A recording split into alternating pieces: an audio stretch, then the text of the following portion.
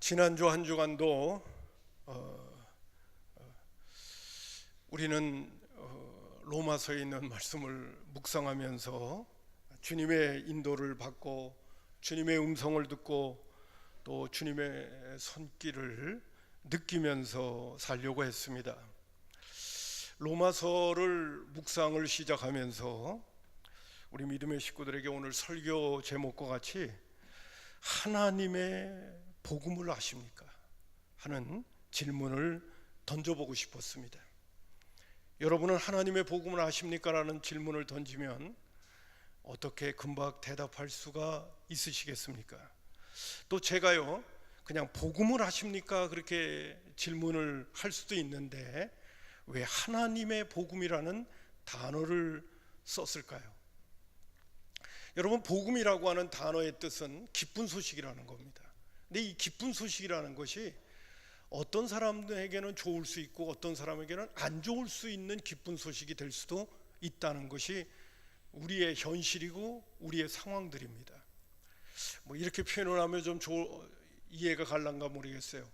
중국 사람들에게 기쁜 소식이라면 한국 사람들에게는 나쁜 소식이 될 수가 있습니다. 그렇잖아요? 네. 이런 거를 우리는 온전히 기쁜 소식이라고 말하기가 어렵습니다. 북한 사람들에게 기쁜 소식이 되면 남한 사람에게는 기쁜 소식이 안 될 수가 있어요. 남한 사람들에게 기쁜 소식이 되면 북한 사람들에게는 안 좋은 소식이 또 될 수도 있는 거예요. 그런 기쁜 소식을 이야기하는 게 아닙니다. 하나님의 기쁜 소식은 모두에게 다 통한다는 것입니다. 어떤 사람에게는 좋고 어떤 사람에게는 안 좋은 소식이 되는 게 아니라 하나님의 기쁜 소식은 모두에게 적용된다. 어떤 공간과 어떤 민족과 어떤 상황 속에서도 다 통하는 것이다. 그래서 오늘 바울 사도는 하나님의 복음을 위하여 1절에 택정을 입은 자다 자신이 라고 얘기하면서 2절에 이 복음은 라고 말합니다. 하나님이 선지자들을 통하여 그의 아들에 관하여 성경에 미리 약속하신 것이다. 여러분, 바울 사도는 로마에 있는 믿음의 식구들에게 편지를 보내면서 제일 먼저 선포하고 있는 건 뭐냐면 내가 너희들에게 지금 전하는 이 내용은 복음에 관한 내용이다. 하나님의 복음에 대한 내용이다. 근데 그 하나님의 복음이 뭐냐? 그것이 바로 아들에 관한 것이다. 그래서 여러분, 우리가 하나님의 복음을 아십니까? 하나님의 복음이 무엇입니까? 이렇게 질문을 던진다면 바로 하나님의 복음은 예수 그리스도를 가리키는 것입니다. 그리고 예수 그리스도를 아는 것이 하나님의 복음이라는 것입니다. 그래서 오늘 바울 사도는 하나님의 복음은 아들에 관한 것이고 성경에 미리 약속하신 것이라고 하면서 3절과 4절에 이 아들에 대한 이야기를 할 때는 구약에 벌써 다윗 때부터 하나님께서 다윗에게 약속하신 대로 내가 네 후손에게서 메시아를 보내주겠다. 너의 후손의 왕권이 영원할 것이다 라고 하는 약속을 해주시게 되어집니다. 그래서 오늘 3절에 보면 그의 아들에 관하여 육신으로는 다윗의 혈통에서 나셔야 그분이 바로 하나님의 아들이 되실 수가 있어요. 사무엘하 7장 12절과 13절에 보면 내 수완이 차서 내 조상들과 함께 누울 때에 내가 내 몸에서 날 내 씨를 내 뒤에 세워 그의 나라를 견고하게 하리라. 그리고 나는 그의 나라를 영원히 견고하게 한다 그랬어요. 육신적인 이스라엘 나라는 영원히 견고하지 않았어요. 그러나 하나님이 약속하신 메시아까지 보내셔서 세울 영원한 하나님의 나라는 영원할 것입니다. 그 나라의 왕은 누구냐? 예수 그리스도이실 것입니다. 그래서 하나님께서 육신적으로는 다윗에게 네 후손에서 날 자가 영원한 왕국을 이룰 것이다 라고 하는 걸 약속하셨고 그 씨가 바로 예수 그리스도라는 사실입니다. 마태복음 1장 1절에도 아브라함과 다윗의 자손 예수 그리스도의 계보라고 그랬습니다. 계보라는 얘기는 족보라는 겁니다. 그러니까 예수님은 하나님의 영원한 기쁨, 하나님의 복음인데 그분은 반드시 다윗의 후손에서 이 땅에 오셔야 되는 분이라는 것을 언급을 하고 있는 것입니다.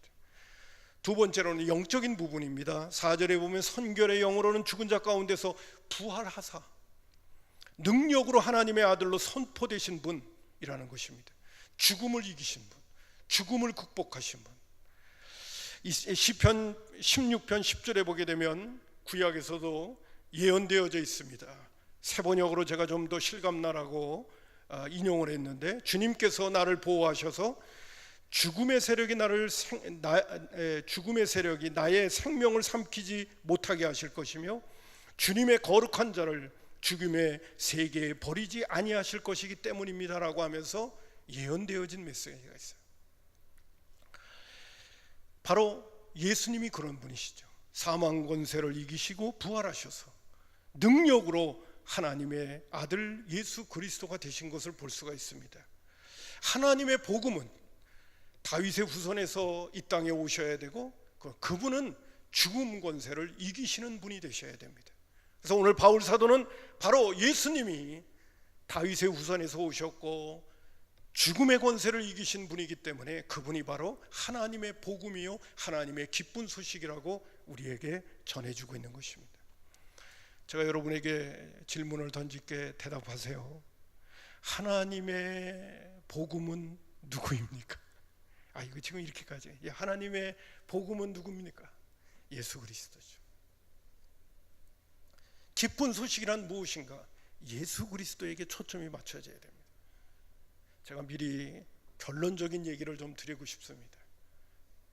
여러분, 예수 믿는 그리스도인들이 복음을 듣고 복음 안에서 살면서 저와 여러분은 가면 갈수록 나의 필요를 하나님께서 채워주시는 것에 초점이 맞춰지는 게 아니라 계속해서 우리의 믿음이 자라면 자랄수록 예수 그리스도에게 초점이 맞춰져야 되는 겁니다. 목사님 갑자기 이런 얘기를 하면 뭔 소리인지 잘 모르겠어요.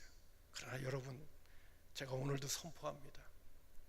신앙생활을 하면 할수록, 우리가 믿음의 길을 걸어가면 걸수록 우리는 예수님에게 계속 더 초점이 맞춰져 가야 돼요.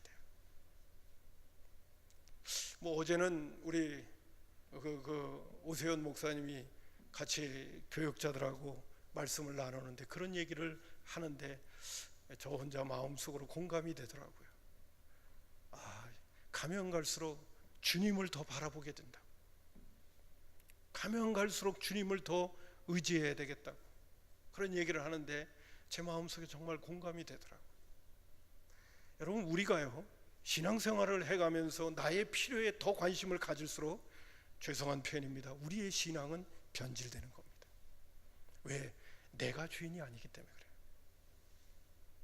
신앙생활이 주님께 더 초점이 맞춰지고 주님이 아니면 안 됩니다 라는 것에 초점이 맞춰질수록 우리의 신앙은 건강한 신앙이 되어지고 정말 기쁜 소식이 무엇인가를 더 누려가게 되어지는 은혜의 사람으로 우리는 바뀌게 되어지는 거예요. 어제는 저는 또 이런 얘기도 했습니다.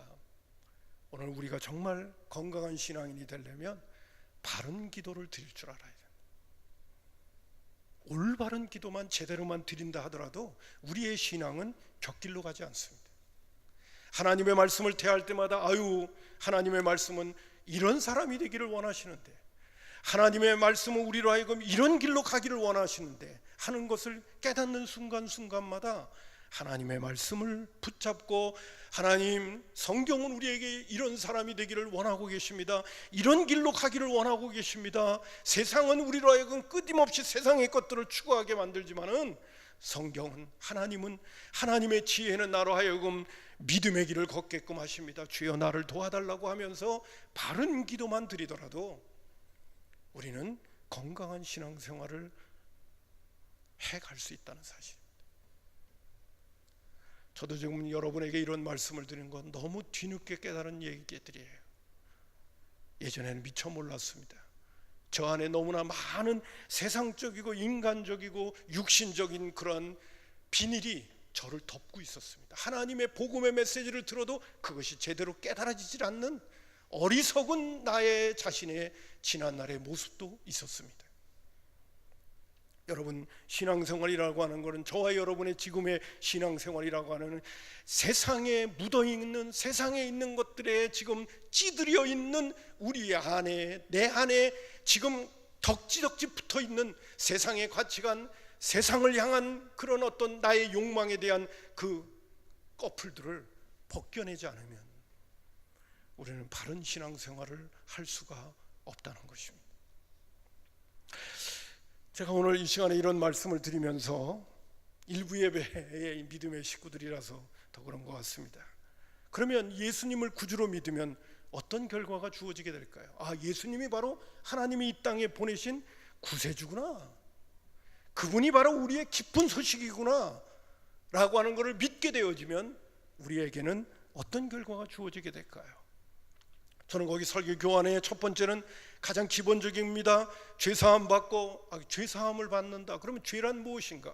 하나님이 인간을 만드신 목적대로 살지 않은 것, 내가 주인이 되어져 내 인생을 살아갔던 것, 그게 바로 죄지요. 근데 그 죄사함을 받게 됩니다. 이 죄의 문제를 해결하지 않으면 우리는 영원한 심판을 받게 됩니다. 하나님의 공의 앞에서 심판의 대상이 될 수밖에 없다는 것이죠. 근데 예수님을 구주로 영접하게 되면 죄 용서함을 받고, 그리고 의롭다 하심을 얻고, 그리고 의의 나라에 들어가는 축복의 길이 열리게 된다는 사실입니다. 성경이 우리에게 말해주고 있는 거예요. 바울 사도가 BCD 안디옥에서 했던 설교가 더 정확한 표현을 쓰고 있길래 제가 인용합니다. 사도행전 13장 38절과 39절에 보면, 그러므로 형제들아 너희가 알 것은 이 사람을 힘입어, 이 사람이 누굽니까? 예수님을 힘입어 죄사함을 너희에게 전하는 이것이며, 또 모세의 율법으로 너희가 의롭다 하심을 얻지 못하던 모든 일에도 이 사람을 힘입어 믿는 자마다 의롭다 하심을 얻는 이것이라 그랬어요. 예수님을 믿으면 죄사함 받고, 예수님을 믿으면 의롭다 하심을 받는 것. 나는 의인이 아닌데 의롭다 하심을 받는 거예요. 왜? 예수님이 십자가에 못 박혀 돌아가시고 예수님이 이 땅에 사는 날 동안에 의롭게 사신 것이 다 나에게 전가되기 때문에 그렇습니다. 예수님이 십자가에 못 박혀 죽으신 것은 나의 죄 때문에 죽으신 것이고, 예수님께서 이 땅에 하나님의 아들로서 그렇게 의롭게 살았던 그 의가 다 나의 의가 되어진다는 사실. 그래서 의인이 의롭다 하심을 얻는 겁니다. 로마서 3장 24절에도 그리스도 예수 안에 있는 성령으로 말미암아 하나님의 은혜로, 그것도 값없이 의롭다 하심을 얻은 자 되었느니라. 값없이. 나에게는 값이 없어요. 그러나 하나님은 엄청난 대가를 지불하셨죠. 나는 한 게 없어요. 그냥 믿기만 한 거예요. 그런데 하나님이 우리를 하나님의 은혜로 의롭다 하심을 얻게 해주신다는 것, 그 은총이 바로 예수님을 구주로 영접하는 자에게 주어진다는 것입니다. 그래서 이렇게 죄사함 받고 의롭다함을 얻은 자는 그것으로 끝나지 않습니다. 하나님께서 예비하신 의의 나라를 향하여 가게 되어진다. 베드로 사도는 베드로후서 3장 13절에 우리는 그의 약속대로 의가 있는 곳인 새 하늘과 새 땅을 바라본다고 했던 것입니다. 의가 있는 곳, 우리가 들어가는 나라는 의의 나라입니다. 우리를 의롭다고 하심을 얻게 되어진 그 의의 나라, 새 하늘과 새 땅을 바라본다고 베드로 사도는 언급하고 있는 것입니다. 이것이 예수를 믿고 구원받은 자들에게 주시는 하나님의 약속된 축복임을 성경은 강하게 우리에게 선포해 주고 계십니다.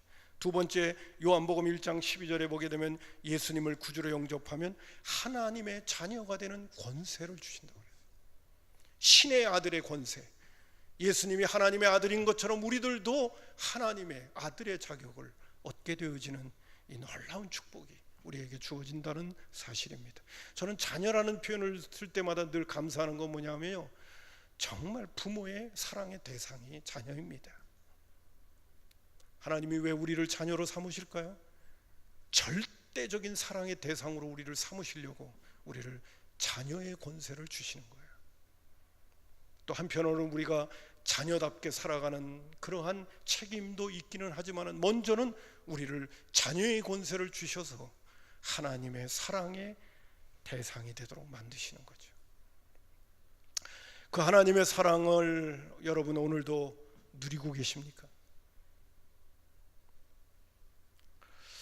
세 번째로는 하나님 나라의 백성이 또 되어진다는 사실입니다.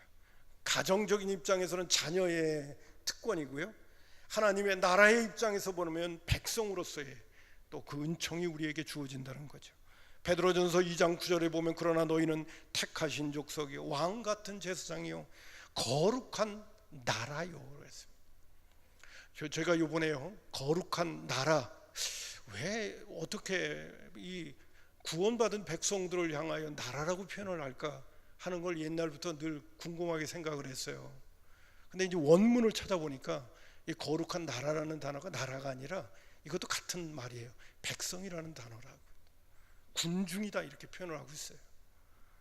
근데 이 나라라고 표현한 것도 의미가 있다고 저는 봅니다. 근데 오늘은 그 부분을 더 이야기하고 싶지 않고요, 거룩한 백성이요 그의 소유가 된 백성이다, 이렇게 구체적으로 그의 소유가 된 백성. 여러분, 예수 믿고 구원받으면요 죄사함 받고 의롭다함을 받고 의의 나라를 향하여 가는 백성들이 될 뿐만 아니라 하나님의 자녀의 권세도 주어지고 하나님의 나라의 백성도 됩니다. 이게 다 특권이죠. 미국 시민권을 가진 사람이 어느 나라를 가더라도 시민으로서의, 미국 시민으로서의 그 특권이 있잖아요. 대한민국도 역시 마찬가지. 대한민국 시민권을 가지면 어느 나라를 가든지 대한민국 백성 시민으로서의 특권이 있잖아요. 하나님이 우리로 하여금 하나님 나라의 백성으로서의 그 특권을 우리에게 주신다는 것입니다. 네 번째로 강조하고 싶은 부분은 예수를 믿고 구원받으면 어떤 역사가 일어나느냐, 우리 안에 와 계시게 되는 예수님과 성령님을 경험하게 되는 거죠. 예수 믿으면요 예수님이 우리 안에 와 계시게 됩니다. 그것이 바로 임마누엘입니다. 마태복음 1장 21절부터 23절에 보면 아들을 낳으리니 그 이름을 예수라 하라. 이는 그가 자기 백성을 그의 죄에서 구원할 자이심이라 하니라. 이 모든 일이 된 것은 주께서 선지자도로 하신 말씀을 이루려 하심이니 이르시되 보라 처녀가 잉태하여 아들을 낳을 것이니 그 이름을 임마누엘이라 하리라. 임마누엘 뜻 잘 아시죠? 하나님이 우리와 함께 하신. 예수님이 이 땅에 오신 것은 뭐냐, 하나님이 우리와 함께 하시기 위하여 예수님이 이 땅에 오셔서 우리의 죄의 문제를 해결하시고 우리를 의롭다고 하시고 그 의로우신 우리 하나님과 예수님과 성령님이 사실은 다 우리 가운데 오시는 거죠. 그러므로 여러분, 예수님을 구주로 영접한다는 사실은 우리 주님이 우리 안에 와 계시게 된다는 사실을 제가 늘 강조하는 것처럼 오늘도 다시 한번 마음속에 상기할 수 있었으면 좋겠습니다. 골로새서 1장 27절을 다시 인용합니다. 이 비밀은 너희 안에 계신 그리스도라고 옮겼어요. 영광의 소망이 너희 안에 계신 그리스도. 따라서 하겠습니다. 너희 안에 계신 그리스도. 너희 안에 계신 그리스도. 우리가 예수님을 구주로 영접하면 우리 주님이 우리 안에 와 계십니다. 이게 비밀이라는 사실. 그래서 우리 주님 모시고 사는 거예요. 뿐만 아니라 성령님도 모시고 삽니다. 고린도전서 3장 16절에 보면 너희는 너희가 하나님의 성전인 것과 하나님의 성령이 너희 안에 계신 것을 알지 못하느냐라고 했어요. 하나님께서 우리를 죄를 씻어주시고 거룩한 백성이 되게 하시고 하나님의 자녀가 되게 하시면 거룩한 성령님이 우리를 성전 삼으시고 예수님도 와 계시지만 성령님도 와 계셔서 우리와 함께 계시는 것이 바로 예수 믿고 구원받은 사람들이 누리는 축복이라는 사실이. 아멘입니다. 그러면 왜 예수님과 성령님이 우리 가운데 와 계시게 되어지는가? 여러분, 제가 그 답을 또 여러분에게 좀 드려보고 싶습니다. 오늘 예수님이 우리 가운데 오시면 우리의 왕이요 주인이시기 때문에 우리 속에 오셔서 우리를 다스리시고 통치하시기 시작하십니다. 그렇기 때문에 오늘 본문에 나오는 말씀 5절에 보면 이런 말씀입니다. 아들이 바로 하나님의 기쁜 소식이라고 하면서 예수님을 믿게 되어지면 어떤 결과가 주어지는가를 설명하고 있어요. 5절 보면 그로 말미암아 우리가 은혜와 사도의 직분을 받아 그 이름을 위하여 모든 이방인 중에 믿어 순종하게 하나니. 믿어서로만 끝나냐. 예수님을 구주로 믿으면 순종하게 된다는 거예요. 누구에게? 예수님에게. 믿어 순종하게 하는. 자식이 부모님의 말씀에 순종하는 것처럼, 백성이 왕의 말에 통치를 받고 다스림을 받는 것처럼, 예수님이 우리 가운데 오셔서 우리를 다스리시고 우리의 왕과 주인과 아버지가 되어주시면 어떻게 되느냐? 믿어 순종하게 된다는 사실입니다. 이게 참 중요한 거예요. 믿어 순종하게 되는. 여러분, 예수를 믿는다 하면서 주님에게 순종하지 못한다고 하는 것은 아직 안 믿고 있다는 거예요. 믿는다면 순종하게 되는 것입니다. 그리고 이 순종이 얼마나 큰 축복인지 아십니까? 여러분, 요한복음 8장 32절에 보면 진리를 알지니 진리가 너희를 자유케 한다고 하시면서, 여러분, 자유란 무엇인가라고 질문을 던진다면 어느 번역본에 시편 119편 32절에 있는 말씀을 이렇게 풀이하기도 했습니다. 당신이 마음의 자유를 누리기를 원한다면 주의 말씀에 순종하십시오.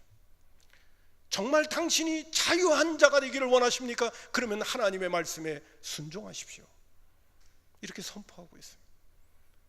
여러분, 하나님의 말씀에 순종하는 것이 진정한 자유를 누려가는 것입니다. 우리가 예전에는 죄의 종이었더니 이제는 예수님을 구주로 영접함으로 말미암아 의의 종, 하나님의 종, 예수님의 종이 되는 것입니다. 그렇기 때문에 그분에게 순종하는 그것이 우리에게 기쁨이 되고 우리 안에 자유를 구가하게 되어지는 것이죠. 할렐루야. 뿐만 아니라 예수님을 구주로 영접한다고 하는 것은 6절에도 이런 말씀을 하고 있습니다. 너희도 그들 중에서 예수 그리스도의 것으로 부르심을 받는다고 말해주고 있습니다. 여러분, 예수님을 믿는다는 것은 무엇을 말하는 것입니까? 우리가 주님의 소유가 된다는 사실이에요. 아까 조금 전에 제가 베드로전서 2장 9절에 있는 거, 그의 소유된 백성이라고 그랬잖아요. 우리가 예수님을 믿는다는 건 뭐냐면 그분의 것이 된다는 거예요. 여러분, 소유의 가치를 아십니까? 누구든지 사람은 다 자기의 소유를 소중하게 여깁니다. 우리가 예수를 믿어서 우리가 주님의 소유가 되어지면 주님에게 있어서는 소중한 존재들이 되는 거예요. 자녀도 소중하지만은 그분의 것이 된다는 것이 이거 엄청난 특권이 되는 것입니다. 별거 아닌 것 같아도 내 것은 소중하잖아요. 마찬가지입니다. 나는 별 볼 일 없는 것 같아도 내가 주님의 소유가 될 때 나는 소중한 존재가 되는 거예요. 할렐루야. 이런 가치를 우리는 놓쳐서는 안 됩니다. 동시에 내가 주님의 것이기 때문에 내 마음대로 살면 안 되는 것입니다. 주님의 것이기에 내가 나를 주장하면 안 되죠. 주님의 것이기에 주님이 나를 주장하셔야죠. 내 것이 아니니까, 내가 주님의 것이니까. 이것이 바로 성경이 우리에게 말하는 바른 신앙의 길이고, 우리가 무엇을 위하여 오늘도 기도하면서 살아야 되는지를 우리에게 말씀해 주시는 중요한 메시지들이라는 사실입니다. 여러분, 자유라고 하는 것은 내 마음대로 사는 게 자유가 아닙니다. 주님의 말씀에 순종하는 것이 진리를 알지니 진리를 안에서 자유해지는 겁니다. 기쁨, 행복, 은혜, 이것이 내가 원하는 대로 산다고 주어지는 게 아니에요. 내가 원하는 것이 이루어진다고 주어지는 것이 아니라 주님이 원하시는 대로 내가 쫓아갈 때 거기서 자유도 있고 은혜도 있고 기쁨도 있고 감사도 있는 겁니다. 그래서 내가 우리 주님을 나의 주인으로, 왕으로 모시고 살아가는 것이죠. 내가 내 자신을 볼 때는 너무나도 무능하니까, 내가 나를 위한다고 하면서도 결국은 나를 파멸의 길로 몰아가는 게 저와 여러분이니까, 내가 내 자신에게 나를 맡겨서는 절대로 안 되겠다. 주님께 나를 맡겨야지. 그래서 우리 모두가 예수님을 구주로 영접하고 그분을 의지하면서 우리가 살아가는 것이 아니겠습니까? 또 우리로 하여금 그러한 기쁜 소식의 주인공들이 다 되도록 하기 위하여 예수님은 우리 가운데 오셔서 우리를 주장하시고 우리를 인도하시고 우리를 이끌어 가시면서, 또 성경에서는 예수님은 나는 선한 목자라고까지 말씀하셨습니다. 목자는 양을 인도하는 거예요. 푸른 저장으로 쉴 만한 길로 인도하시는 것. 어떤 때는 음침한 골짜기로 다니기도 하지만은, 그러나 다윗이 고백하는 것처럼 나는 해를 두려워하지 않는 것은 주께서 나와 함께 하심이라고 고백하고 있는 것처럼, 여러분, 예수님은 선한 목자가 되신다고 말씀하시고, 선한 목자는 양을 위하여 목숨을 바친다고 했는데, 과연 예수님은 우리를 위하여 십자가에서 죽기까지 그의 생명을 바쳐서 우리를 구원하셨던 것을 우리 모두는 기억하고 있잖아요. 그러한 은혜와 축복의 주인공이 되게 하시기 위하여 예수님은 예수 믿는 그리스도인들로 하여금 우리 안에 와 계신 것입니다. 할렐루야. 뿐만 아니라 성령님도 와 계십니다. 요한복음 16장 13절에 성령님은 오셔서 뭘 하시느냐? 그러나 진리의 성령이 오시면 그가 너희를 모든 진리 가운데로 인도하신다고 그랬어요. 여러분, 진리는 아무나 깨닫는 게 아닙니다. 오늘 이 시간에 제가 여러분에게 이 말씀을 선포한다고 해서 이 말씀이 그냥 누구나 다 알아듣는 게 아니라는 얘기입니다. 왜요? 진리의 성령님이 오셔서 우리의 눈을 뜨게 해주시고 우리의 길을 열어주시지 않으면 진리는 깨달을 수가 없는 거예요. 잘 아시잖아요. 아무리 세상에 박사학위를 여러 개 받았어도 진리는 그 세상이 갖고 있는 지식 가지고 깨달아지는 게 아닙니다. 진리의 성령님이 오셔야만 하는 거예요. 죄송한 표현입니다만은 그냥 표현입니다. 오늘 이 시간에 이 말씀을 잘 소화시키는 분이 있다면 진리의 성령님이 와 계신 거예요. 그리고 깨닫고 있는 거예요. 제가 지금 여러분에게 선포하는 이 메시지를 듣는데 얼마나 행복합니까? 얼마나 즐겁습니까? 야, 예수 믿는 사람들이 이런 사람이래. 와, 참 너무 좋구나. 너무 감사하구나. 그런 마음이 안 드세요? 그런 마음이 안 드세요? 표정들이 전혀 모르는 표정이니까. 난 좋아가지고 지금 열심히 전하고 있는데 여러분들은 어떤 생각을 갖고 좀 들으시는지 잘 모르겠네요. 표정이 전혀 없으니까. 저처럼 저는 말씀을 전하느라고 긴장해가지고 여기가 좀 이렇게 찌그러질 수 있을런지 몰라도 여러분들은 좋아가지고 헬렐레 하고 앉아 계셔야 되는 게 정상인데, 내가 볼 때는 예수를 그냥 믿었는데 어쩌면 이렇게 많은 복들이 우리에게 다가오는 것입니다. 우리는 지금 제가 여러분에게 전하는 이 메시지는요, 우리의 인생으로 하여금 후회스럽지 않는 인생을 우리의 인생의 끝, 죽음이 우리 눈앞에 올 적에도 잘 살았다 이렇게 하게 만들어주시는 메시지예요. 절대 후회스럽지 않게 해주시는 메시지란 말이에요. 아이고, 살다 보니까 헛살았구만, 이런 얘기가 안 나온다니까요. 아멘입니다. 여러분, 진리의 성령이 오시면 그가 너희를 모든 진리 가운데로 인도하는 거예요. 성령님이 오셔서 우리하고 참을 깨닫게 만들어 가시는 거예요. 하나님의 말씀을 듣더라도 제대로 들을 수 있도록 우리를 이끌어 주시는 거예요. 아멘이 아멘. 아멘. 예. 뿐만 아니라 성령님은 보혜사이십니다. 요한복음 14장 26절에 보혜사 곧 아버지께서 내 이름으로 보내실 성령이라고 그랬어요. 보혜사, 파라크레토스, 헬라어 파라 옆에서, 클레토스 돕는 자. 성령님은 우리 가운데 오셔서 옆에서, 안에서 우리를 도우십니다. 뭘 도우냐? 진리 가운데로 가도록 돕고 우리로 하여금 그 진리를 지킬 수 있도록 도와주시는 거예요. 여러분, 구약과 신약에서 아주 현격하게 차이가 나는 거 하나가 있어요. 예수님이 오셨기 때문에도 현격한 차이가 있지만 구약에 있는 이스라엘 백성들도 하나님을 섬기던 존재들이었고, 신약에 예수 믿고 구원받아서 오늘도 하나님의 자녀와 백성 되신 저와 여러분들도 똑같은 하나님을 섬기는 거예요. 근데 구약과 신약이 현격하게 다른 게 하나 있어요. 구약에서는 성령님이 모든 사람에게 임하지 않았어요. 근데 신약에서는 예수 믿고 구원받은 사람에게는 성령님이 모두에게 임합니다. 여러분, 구약의 이스라엘 백성들이 애굽에서 탈출하여 하나님의 백성들이 다 되었음에도 불구하고 그들이 못 해낸 것 한 가지가 있습니다. 그것이 바로 하나님께서 율례와 법도를 주셨는데 그 율례와 법도를 못 지키는 거예요. 빗나가는 것입니다. 하나님께서 가만히 보실 때 한 가지 부족한 게 있다.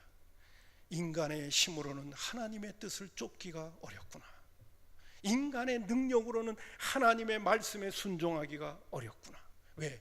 하나님은 선하신 분입니다. 하나님이 주신 율법도 우리로 하여금 죄를 깨닫게 하기는 하지만 그 율법 자체는 하나님이 주신 거기 때문에 선하고 거룩하고 의로운 것이 율법입니다. 근데 문제는 뭐냐? 그것을 못 지키는 우리에게 문제가 생기는 거예요. 그래서 구약의 이스라엘 백성들은 율법 앞에서 다 무너지게 되는 거죠.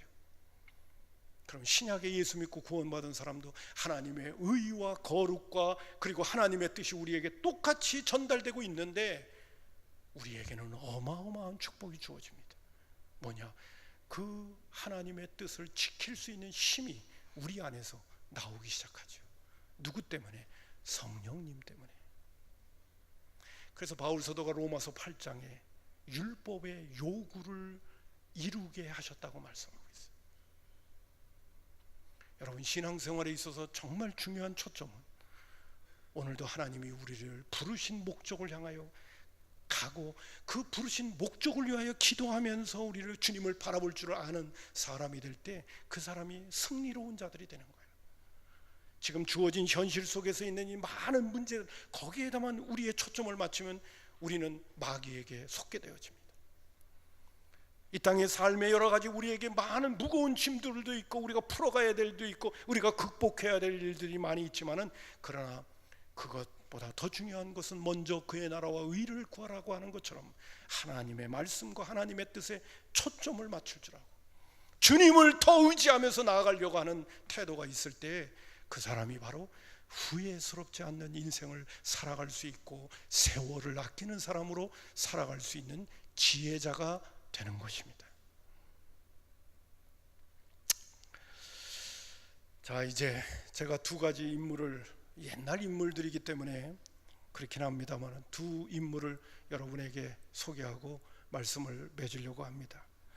여러분, 중세시대에 캐토릭의 부패가 있을 때 부패를 극복하게 만들고 개신교가 탄생하게 됐던 마르틴 루터. 잘생긴 겁니까? 어떤 겁니까? 마르틴 루터. 마르틴 루터가 그가 신부가 되어지게 결정적으로 신부가 되어졌던 것은 친구와 함께 들판을 걸어다가 천둥이 치고 번개에 맞아서 친구가 옆에서 죽어가는 걸 봤잖아요. 그리고 나서 정말 두려움에 떨면서 성 안 나요? 그때는 마리아의 교회 합니다. 성 안 나요? 내가 나 자신을 주님께 드릴 테니까 내가 신부가 되겠습니다라고 결단하게 됩니다. 죽음이라는 건 정말 무서운 거야.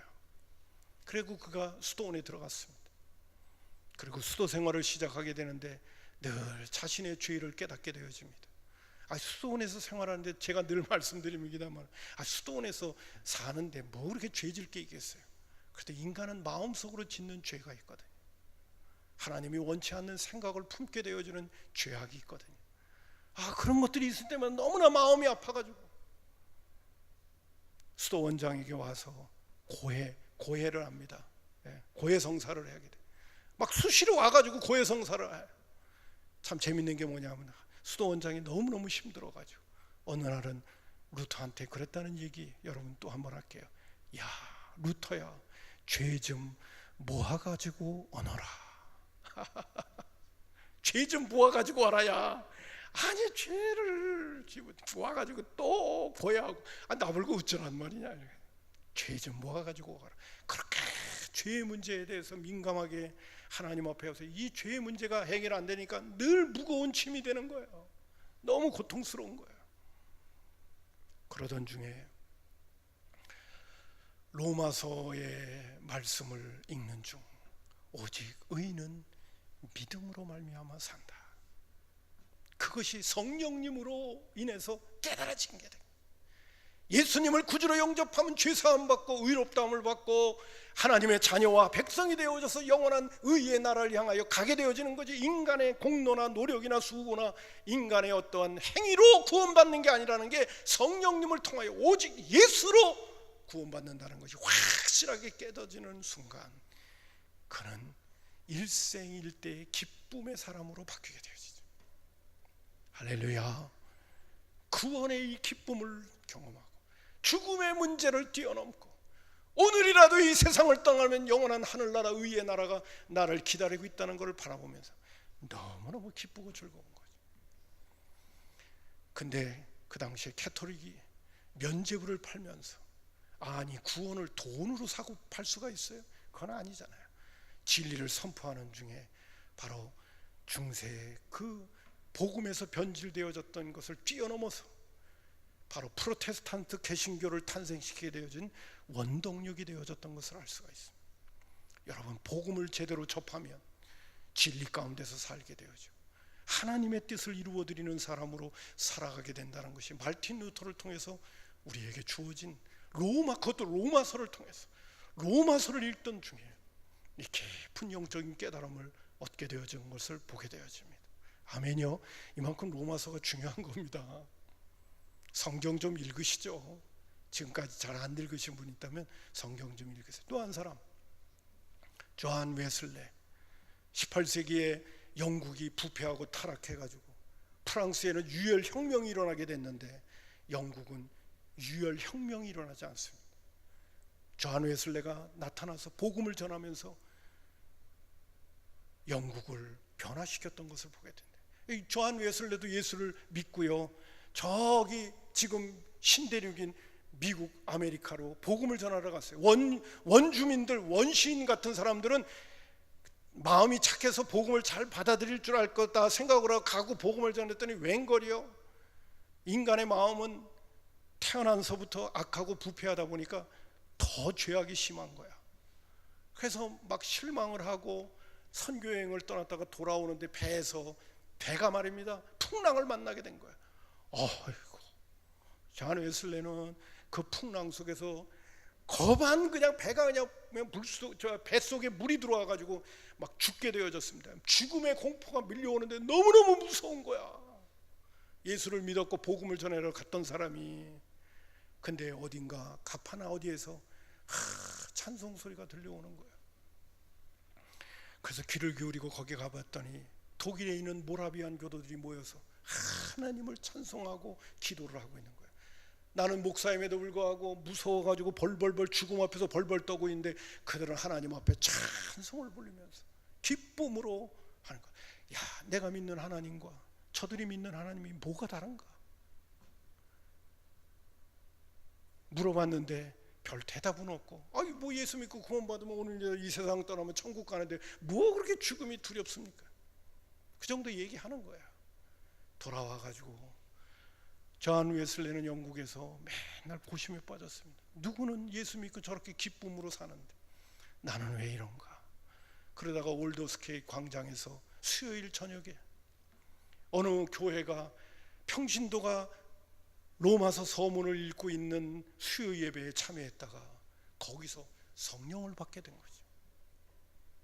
그분도 로마서를 통해서 거듭나서 바로 예수 그리스도가 내 죄의 문제를 해결하고 하나님의 자녀가 되고 영원한 하늘나라를 소망 가운데 바라볼 수 있는 그 진리를 확실하게 깨닫고 그때부터 복음을 위하여 일하는 하나님의 일꾼으로 구체적으로 쓰임받게 되어졌던 것을 우리는 전기 속에서 보게 되어집니다. 아무쪼록 여러분, 오늘 이 아침 시간에 주님 앞에 나온 저와 여러분은 예수님을 구주로 온전히 영접하기를 주님의 이름으로 축복합니다.